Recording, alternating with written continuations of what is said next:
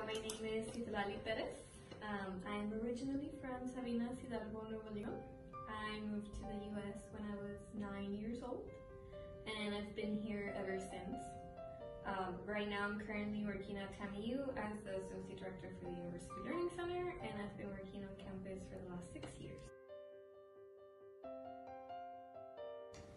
So when I moved here, I was starting the 4th grade, and I had 0 English skills, right?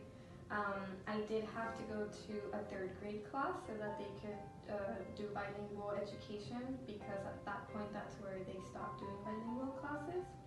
At that point they did allow me to take all those like tags and the major exams in Spanish.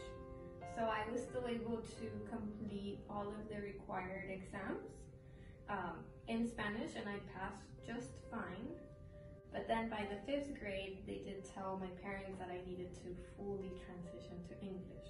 So while it wasn't terrible, there was a barrier there. My parents would tell me that when I started elementary here, like I would go home and cry because I would say, I don't understand anything, the other kids don't understand me. So it was difficult, right? And at this point, like, I don't remember anymore, but at one point it was like, what's going on? Like, I don't know what's happening.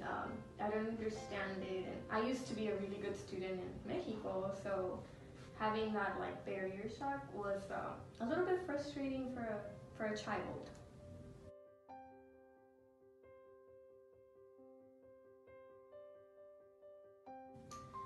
I do think that having bilingual teachers is a good step towards that. Like I mentioned, the bilingual classes stopped after 3rd grade. Having more bilingual teachers that are able to communicate in both languages, have assignment in both languages, only benefits all of us. So maybe having that throughout elementary, middle, and high school instead of just stopping at 3rd grade would help with diversity.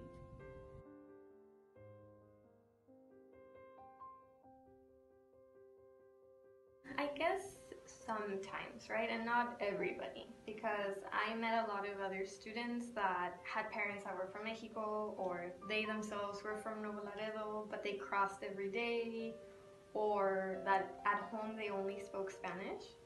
But I did see some people reacted differently. So when I got here, my GPA counted. So I was competing for one of the first places for GPA in 4th and 5th grade.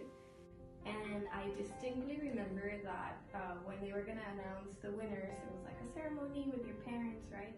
I know that the parent of the other student that was competing for it said, and she said it in Spanish, "No dejes que te gane la mexicana."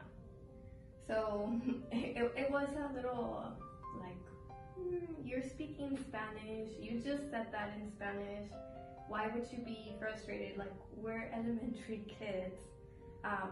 So I do think that some people might have, you know, that like, oh, well, she's not from here. But the majority of the people in this community are very welcoming, so yes and no.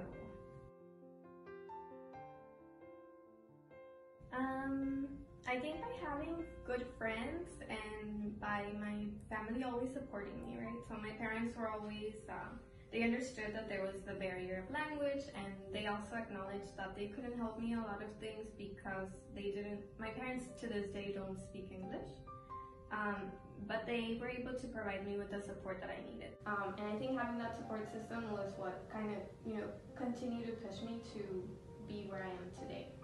So they never let me have that excuse of, well, I don't know this. They would find a way to get someone that could help me so that I could continue doing what I needed to do.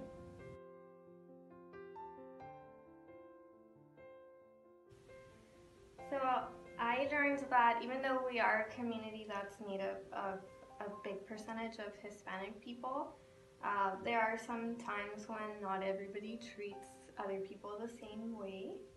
But I learned that there are opportunities here in this community, and you can make of yourself what you want to if you try. And if you find good resources and if you find good role models, there is a way to do that.